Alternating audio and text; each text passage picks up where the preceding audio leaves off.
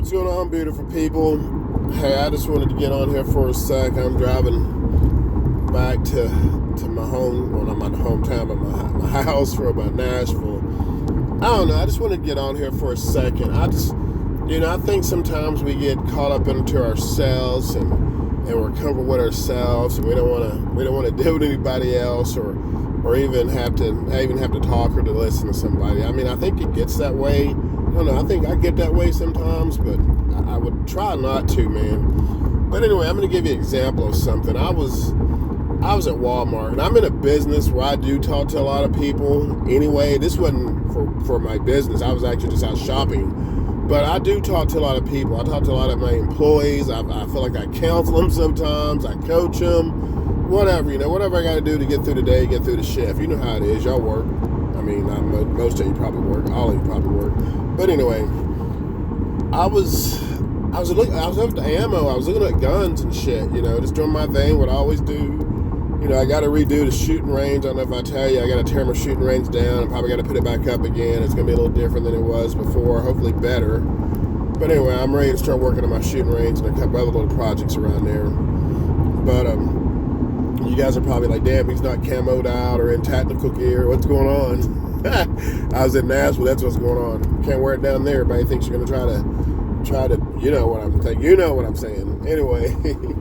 Anyway, I was in there, and this chick was in there, and she asked me about a gun, which most girls don't. It wasn't even a handgun. They don't have handguns at Walmart. They got shotguns and rifles, and they don't even have assault rifles either. Just shotguns, mainly 22s and big caliber hunting rifles. That's it.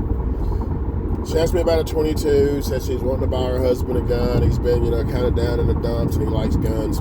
I'm a gun guy, so I was excited about helping her.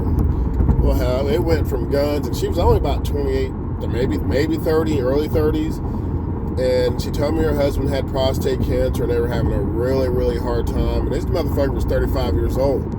So there you go, people. If you're young, old, doesn't matter, man. You gotta live life to the fullest. You gotta do what you gotta do, man. Do everything. You don't have a lot of time. The older you get, the more you will realize, I don't have a lot of fucking time. I'm just gonna keep that there. Let's leave that out there.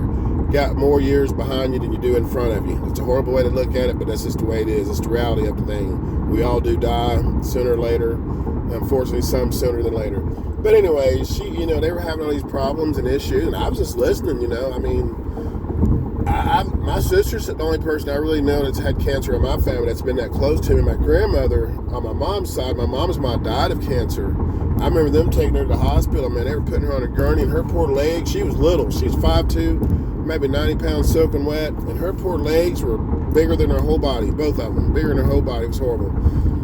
So anyway, at the end of the day, I was done talking to her, and she looked at me, grabbed my hand, actually. I was like, well, what the hell? And said, hey, man, thank you, sir, for listening to me and giving a shit.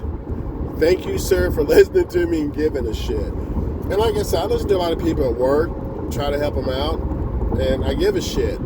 So sometimes you don't know what people are going through, man. Maybe lend your ear, some advice. Be kind, be kind to people, man. It's so hard. I didn't realize what a rat race and how people are so impersonable in Nashville. How they are so caught up in their shit. They don't look at you. They don't speak to you. They're keeping it moving, man. Like Nashville's going to be the new Atlanta. It's going to be huge soon. And unfortunately, it's lost its small town feel. I moved to Nashville almost 30 years ago, but it's lost its small town feel. It's just not what it used to be. I hate to say it. Fun place to go party at. Fun place to go kick it. Fun place to go eat.